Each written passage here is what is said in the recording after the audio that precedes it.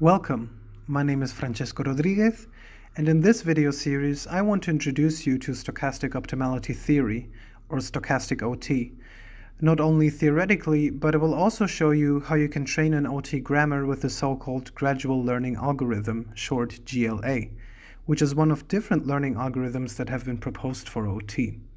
As a disclaimer, this video series is targeted at people who have previous knowledge of OT, as far as its architecture, mechanisms, and components are concerned. In the best of cases, you should also be familiar with how to construct a standard analysis of linguistic phenomena in classic OT. If this is not the case, I advise you to have a look at the end of the class, where I provide some literature on where you could start learning about OT.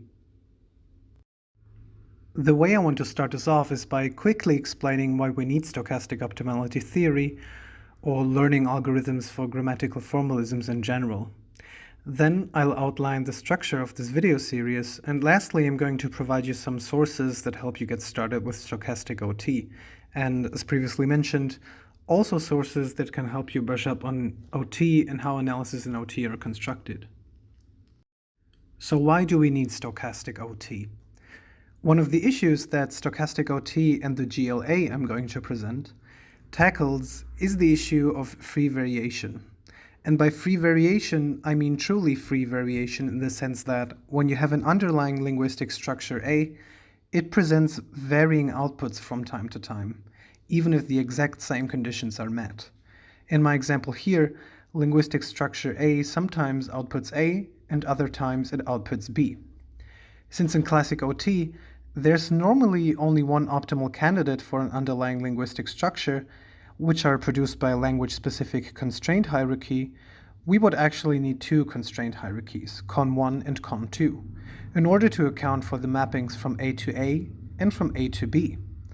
Obviously, in classic OT, these two constraint orderings would have to differ from one another. The question that arises is, well, if a language system in OT terms is characterized by a language-specific constraint hierarchy, how do we accommodate both hierarchies, con1 and con2, that are needed to account for the variability in observable output forms of that language?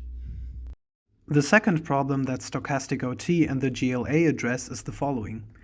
If the constraints in the constraint set con are universal, and again, if a language system is characterized by its specific ordering of constraints, how do speakers acquire these language-specific hierarchies when all start at the same initial state of con? We can visualize this graphically. We need a mechanism that explains how an OT system that starts with the supposedly innate initial state of con, which I call here con0, is able to diverge into specific con hierarchies, like the ones for French, English, or Spanish.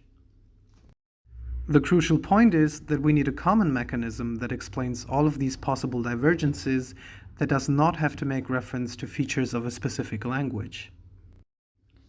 So these are the two main issues that stochastic OT addresses, and as I said before, I'm going to show you how that works in the GLA, which is one of the learning theories associated with OT.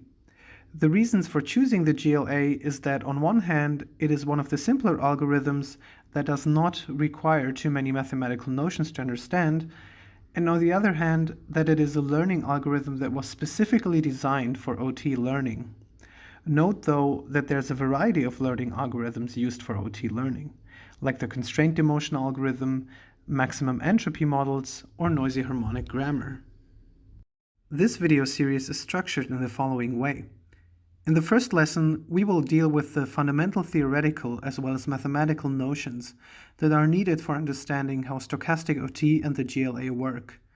In the second lesson, I will show you how you prepare the scripts that contain all of the information needed for training an OT grammar with the GLA and prot. And in the last lesson, we will talk about how to perform training in the prot interface step by step. Additionally to this video series, you can also read up on stochastic OT in the classic papers by Bursma and Hayes, where the GLA was first defined and also tested on empirical data.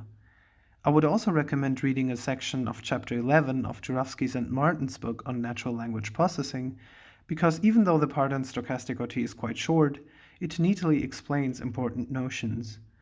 As far as the practical part is concerned, you can also have a look at the prod manual, which can be accessed in the prod interface directly, and which also guides you through file preparation and training methods. If you want to brush up on your OT knowledge before starting with stochastic OT, I recommend you read either Kager's or McCarthy's book on OT, both of which are really well suited for self-study. Of course, it is always advisable to read the classic paper of OT's founding fathers, Prince and Smolensky. Here you can find all of the full references I previously mentioned. And next lesson we will directly get started with the mathematical basis of stochastic OT.